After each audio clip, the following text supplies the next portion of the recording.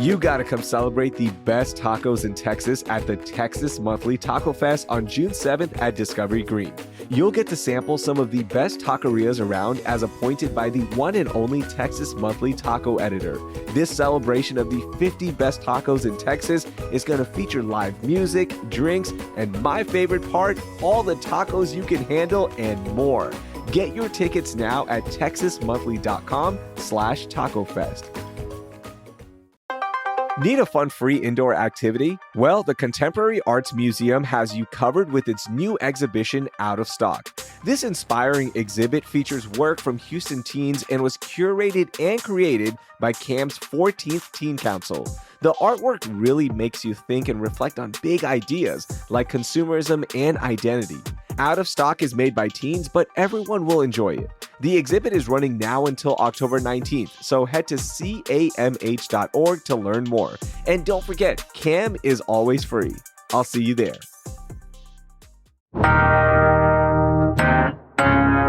Today on CityCast Houston, the unofficial official start to summer is here, Memorial Day weekend.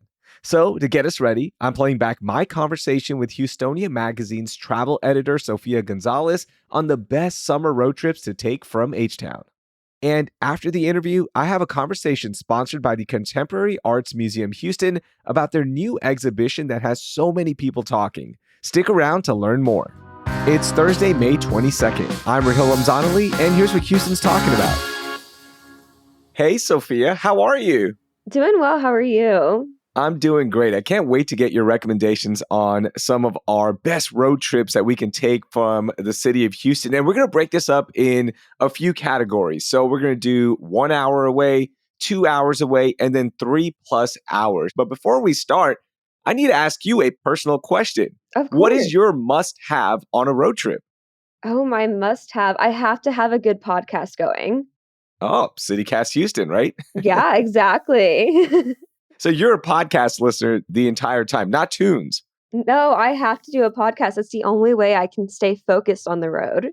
Nice. I love that. I have to have sunflower seeds, specifically ranch flavored sunflower seeds. And I always drive. So that's my focus thing. I got tunes, I go podcast, I go back and forth, and then I got to have sunflower seeds. I don't know why. That's just been a tradition for as long as I can remember. Oh, that's awesome. I honestly love sunflower seeds. I feel like I haven't eaten them in forever, though. Oh my gosh, as a Texan, I need to get back on it. Yeah, you need to hit it up. Get back on the sunflower seed. Exactly. So as I mentioned, we're going to talk about road trips in 3 different categories. The first one is going to be just an hour away, right? So this can be just a quick trip. You can make it into a day trip. So Sophia, what do you got for us? What are you recommending? Yeah. So mine is a little bit closer than an hour, depending on where you are in the city, or if where you are in the city as well, it can be further than an hour. But my personal favorite spot is Brazos Bend State Park. So Yes. I don't like to camp, and I'm very fearful of alligators that you'll find there. But I do appreciate the escape to nature and the ability to have wildlife there at like a safe distance. Plus, if you go at night, you can go to the George Observatory and you can see all the stars, and it's just so beautiful. I rarely get to see stars. So getting to go and see everything, I just feel like it's so magical to see everything in the sky. I'll give you one tip. If you do go for stargazing, go on a super clear night and around 9:30, 10:30, you can see the Milky Way. You'll see this smoke rising up from the horizon, and it is the most stunning thing to look at. And it just gives you this sense of whole. Like, I don't know how to describe it. You just feel complete, and it's so beautiful out there. I love Brazos Bend State Park. We go there annually right before school gets back into session. We go do a hike. It's hot sometimes, right? Yeah. But you see those alligators just lounging, and it is scary at first. Yeah. There's massive alligators just laying out, but if you don't mess with them, they won't mess with you. Exactly. I know. And it's like, I feel like just going and getting that escape to nature, you just feel so wholesome leaving. It feels so good. Also, another great thing about that little day trip / road trip, there's a Buc-ee's on the way, so you can stop there. That's going to be a recurring theme. Like, a good road trip has to have a Buc-ee's, right? You got to be able to stop in, pick up some snacks. Yeah, I know. It blows my mind that some states don't have Buc-ee's. Like, what do they do on road trips? Yeah. Okay, mine is an easy one, and I think listeners of CityCast Houston know what I'm going to pick. It's Galveston. Come on. Is there anything better than going to the beach and taking that drive down 45 South? It has all the essentials. Like I mentioned, you've got to stop at Buc-ee's in Texas City. You've got the fun walking around and slash store hopping as well on the Strand. I think that's important when you're thinking about a destination, especially a 1 hour trip. And then you have the relaxing part of going to the beach, Sophia. Galveston is the best. I go there every single summer, at least 3 times, and I rotate, whether it be just, parking on Seawall Boulevard or going to Galveston Island State Park and just having a good time, relaxing, put your tent up. I know people criticize the water and I know people criticize the sand, but at the end of the day, it's still a beach. Exactly. I don't know what I would do if we were completely landlocked. I have to be near a beach. I love Galveston so much. I grew up going there, going to Moody Gardens, and honestly, I feel like having Galveston right there at our disposal, like we are so spoiled. Some people don't even have a beach. So we need to be Yeah. more appreciative of it. I know. And there's so many good beaches around us, right? Whether it be Galveston, you've got Mhm. Surfside as well. I was going to pick Surfside, but I go to Galveston more. But I know families who love Surfside. You can always do the Blue Coast Highway Drive, right? Start in Surfside, work your way up to Galveston.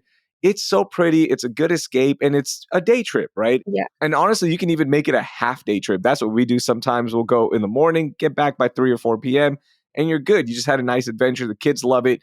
And I think this one is also a good solo one. So if you just want to take a break and get away from the city, go drive down to Galveston and just relax on the beach. So a good solo trip here. Yeah, my ideal day would be to have a good book and go sit on the beach by myself. So I agree completely. Love that one. Yeah. Okay, Sophia, now let's go to a road trip that is about 2 hours long, right? And look, we're going to have a little fun with this. It doesn't have to be 2 hours exact, but what do you got for me? Yeah. So this one is a bit over that little time frame, but San Antonio, hands down, is the best little trip for me. I have to say I'm a bit biased because I do have family there. And also being Hispanic, it's great to see my heritage represented there. With so many Hispanic Houstonians, I feel like they would also love it. Getting to see our heritage every time I go makes me so, so, so happy. And with food in my title for Houstonia, I have to shout out the amazing culinary offerings that the city has. Every time I go, I am so happy to eat all the food. So just to name some, Mi Tierra, La Panaderia, and then they also have Pullman Market. I haven't been myself. It's newer, but it's super interesting to me. My cousin said it's like a 40,000 square foot food hall and grocery store at the Pearl. And plus, the Pearl is right next to the Riverwalk. So you're there and you get to go on the Riverwalk. Like, how awesome is that?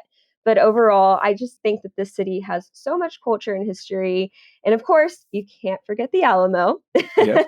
You can never forget it. You can never forget the Alamo. So yeah, I have to go with San Antonio for this one. I love that one. I have family in San Antonio. I'm there. It seems like once a month now, and it's so great. The drive is easy. Now, if there's Mhm. an accident on I-10, it can ruin your Oh, day. Look, yes. it just happens, right? It turns to 2 lanes if there's an accident, and then it just starts backing up. But for the most part, the drive is easy. It's a beautiful drive. You get some elevation changes. You get flowers to Yeah. look at. It's just so much fun. And when you get to San Antonio, as you mentioned, the food is fantastic. The people are super nice.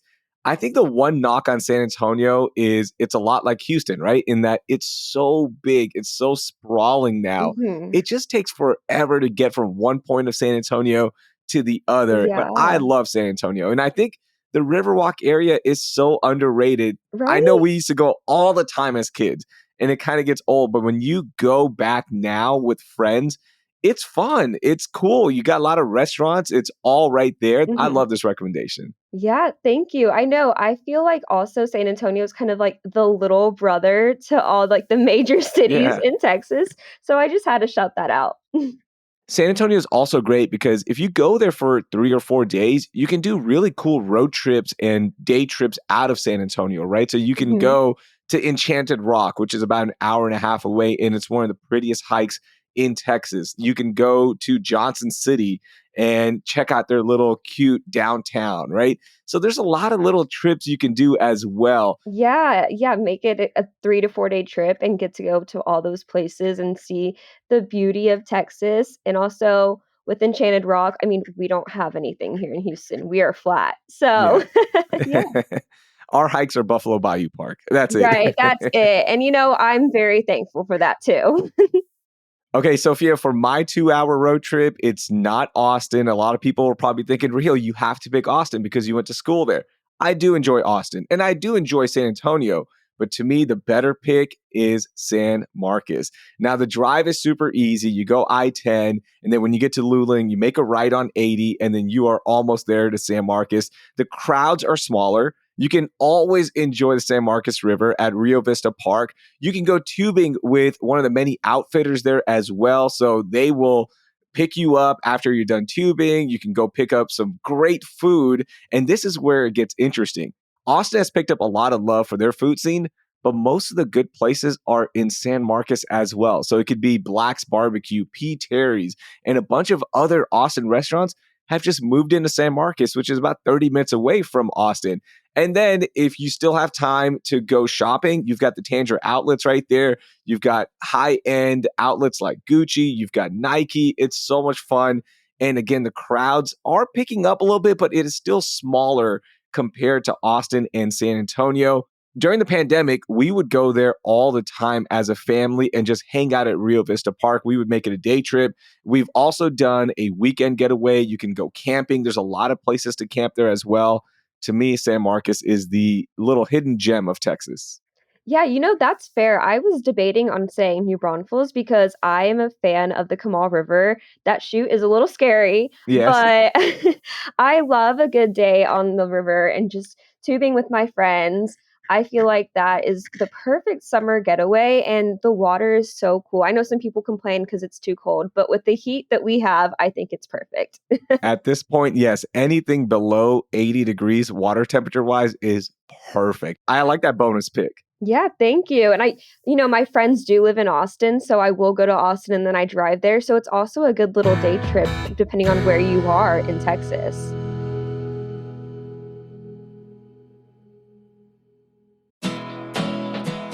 Ready for a summer escape that feels like a hidden gem? You gotta check out Boerne, Texas. If you're dreaming of winding roads, shady creekside strolls, and sweeping hill country views, then Boerne is calling your name. Located just outside of San Antonio, Boerne is your gateway to nature without sacrificing comfort or style. And this town really shows off during the summer with live music, outdoor markets, car shows, and more. There's something happening every weekend. And their food is way beyond your average small town. They have chef-driven restaurants, craft breweries, wine bars, and more. And you can't enjoy a Texas hill country town without a charming, walkable downtown. Boerne also has that. Slow down and explore their locally owned shops, art galleries, and beautifully preserved buildings. They're also launching a new passport to help you map out the latest in sipping, dining, and shopping in Boerne. Start planning your trip at visitboerne.org. Boerne, Texas, an elevated hill country experience.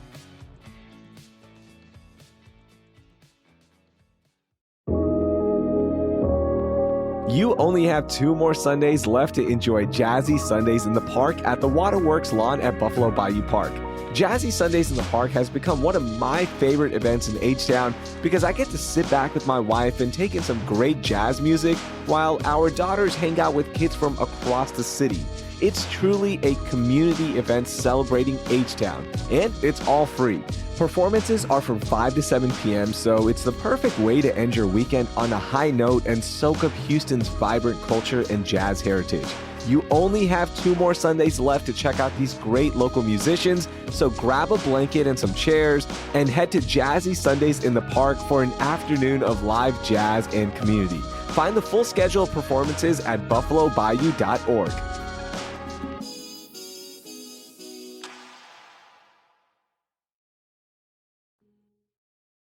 Okay, Sophia, we are now getting to our big pick, and that is the 3 hours plus. This is basically the entire United States, right? You can pick whatever you want, but give me your best road trip from Houston that is 3 hours plus. Yeah. So this one is one I have yet to go on myself, but I'm going to say West Texas and specifically Big Bend National Park. So I've had a couple of friends who have done this trip recently, and their pictures alone made me so jealous. With Texas being so big, this is a drive that is on the longer side. I think it's about 9 hours. And I've heard it is so worth it. It's a scenic drive with many different landscapes, and there are tons of options for hiking and other activities once you're there. Or if you want to go to a place a bit closer than Big Bend, I also have to recommend the Hill Country. I am a huge fan of Fredericksburg, and I love the various wine tours that are offered. And on top of that, my favorite honky tonk is there. It's called Crossroads. Mhm. I know anytime I go, I have such a good time. So I have two recommendations for everybody here. Sophia, I'm so glad you picked this because now I'm going to be your tour advisor here. I have done that drive to Big Bend and it is magical. It is going to take you a while, right? It is a long drive. It's going to be about 10 hours plus, but you break it up where you can go to San Antonio. Then the next day you go to Kerrville and enjoy that area. There's a lot of different places where you can stop and look at some caverns as well. And then you can go to Marfa first, then you can go to Big Bend in that area. So it is absolutely worth it. The mountains are stunning. The hiking is second to none. There is so much to do in Big Bend. You can't do it all in one trip. It is nearly impossible. But if you do want to check it out and see the park inside, I highly recommend doing a canoe tour. That's what we did when we went as a family. And you really get to see parts of the park that not many people get to see because the river cuts through the inside of the park and it is so beautiful. I can't recommend this enough. The one thing I will say about going to Big Bend during the summer is that it's going to be hot. Okay. So do not complain and please be prepared. Pack lots of water, check out safety precautions, make sure you're not hiking during the hottest part of the day. Be careful, be ready because again, it can sneak up on you when you're out there. It is desert heat, but it is absolutely stunning. And the stargazing right now in the summer at Big Bend is the best. Oh, yeah. I can't wait to gather a group of my friends and finally head out there. I feel like that will be so much fun. And that road trip, I would have so many podcasts. I'd be so happy. Yeah, this is a great one for friends. I would say this is a great one for family as well. So you can rent a really big van, like a 16 passenger van, drive that, take multiple cars. This is not a good solo road trip. I will say this right now because the driving is a lot. Again, it's 10 plus hours, depending on how fast you're going, how many stops you're making. So, not a great solo road trip, but just one of the best family friends trips you can make. Yeah, I cannot believe I've grown up in Texas all my life and have yet to make this road trip. Sophia, for my pick for 3 hours plus, I'm like you in that I really want to make this trip. It's on my bucket list, and this is going to Gulf Shores, Alabama. Now, for whatever reason, that area has had a huge resurgence here lately, and I have so many friends who go there every single summer. It has become the place for summer road trips. Now, the drive, it's going to take you about 8 to 9 hours, but here's why it's perfect. You can go through multiple cities. You can take a break in cities like Baton Rouge, Mobile, Alabama, and there's a lot of different little road tourist attractions as well on I-10 heading east. So I want to check this out and it looks so beautiful there. I was researching this earlier thinking like maybe we could do it this summer, but my youngest daughter is she's just too young right now. She's not going to sit in a car for 8 plus hours, right? She's under 2 years old. Maybe next summer is when we do it, but I really want to make this road trip and I hear so many good things about it. Yeah, that actually is one that I have yet to take as well, but I have friends growing up in high school who would go every summer and the pictures were so beautiful. The water is gorgeous. I know a lot of people try to go to Destin, Florida for their Mhm. road trips, but this one is so much closer and it is just as beautiful. So I agree with you. I want to do that road trip soon. Yeah, same here. And every time I bring this up with my wife, I'm like, hey, we should go to Gulf Shores. And she's like, can we just fly there? And I'm like, no, we cannot because that's the charm of the road trip, right? Like getting in the car together for 8 plus hours, knowing that this destination is getting closer by the mile, stopping, making these memories on those tourist attractions on the side of the road. And it's just so much fun having, bad fast food the entire time. Those are the memories I grew up with. And that's why I love taking road trips, especially longer ones like this. Oh, yeah, you took the words right out of my mouth. I was gonna say the best part about a road trip is making all those memories. I grew up going to Monterrey, Mexico, back when it was on the safe side to drive, and I think the most fun that I had with my family was the actual drive there. Yeah, those are the memories you'll make forever. Sophia, thank you so much for sharing some of your recommendations with us. That was a lot of fun, and have fun out there if you are going to make some road trips. Yeah, thank you so much for having me. I really enjoyed this conversation with you.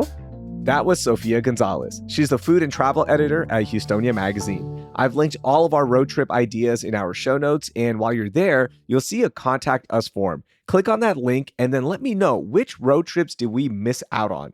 Before we go, help us grow the show by sharing this episode with 3 of your friends you like road tripping with so you can plan your next getaway. Also, subscribe to CityCast Houston so your podcast feed is loaded with great conversations to keep you entertained on the road. And please drop us a rating and review when you get a moment. Want more Houston news, events, food recs, and more? Check out our daily newsletter, Hey Houston, at houston.citycast.fm. Thanks. And don't go anywhere. In just a second, we've got a segment sponsored by the Contemporary Arts Museum Houston. I'm talking to Jack Morillo about their new exhibition, Out of Stock, and how their teen council shaped it.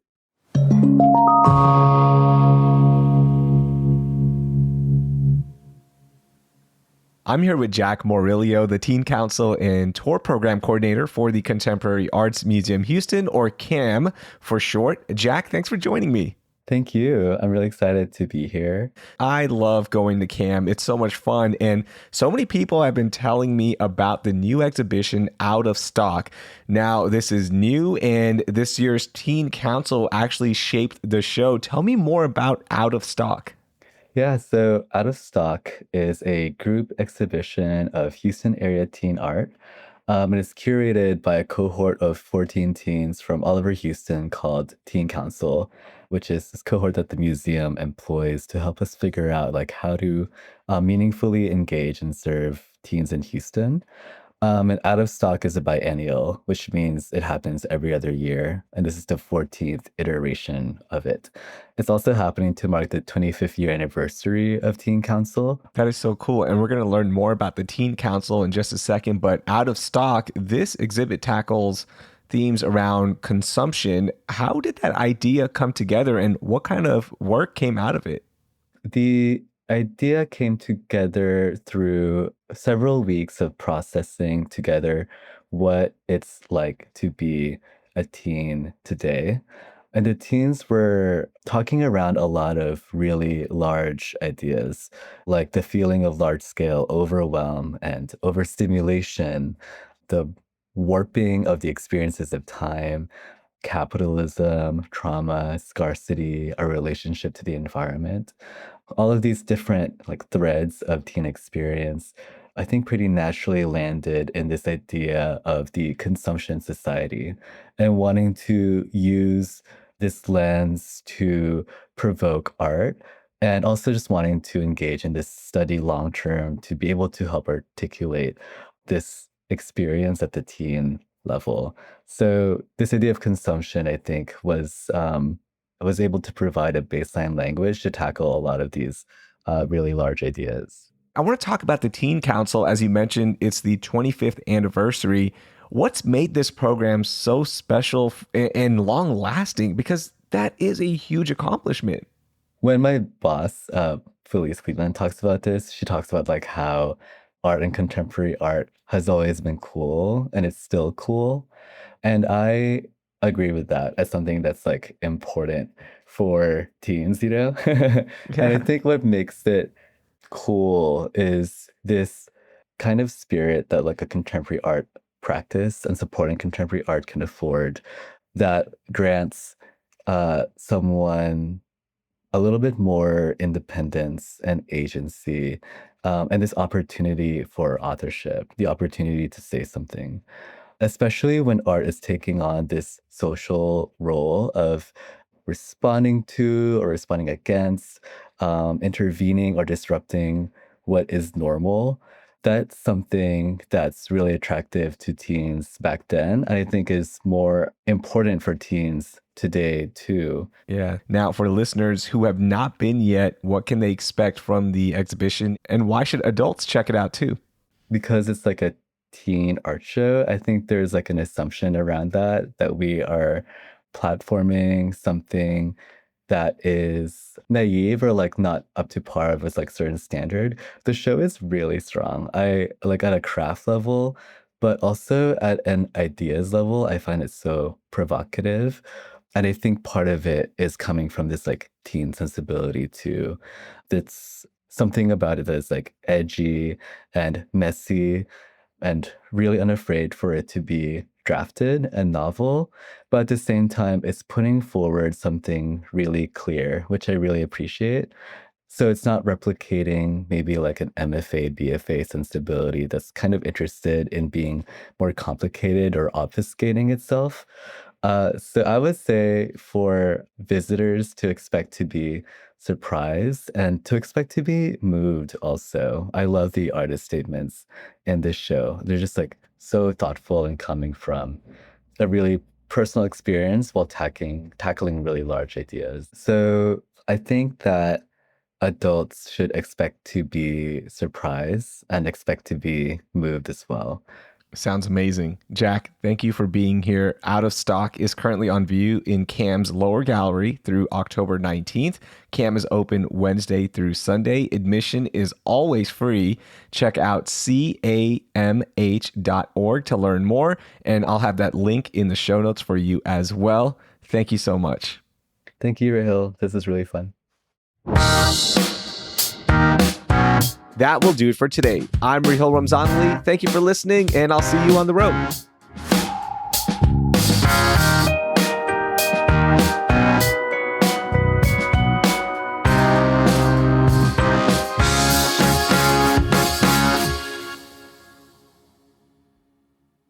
Yeah, it is 80. I knew it. All right, cool. You're like, I knew this. I knew it. I was like, I've done this so many times, but just wanted to be 100%.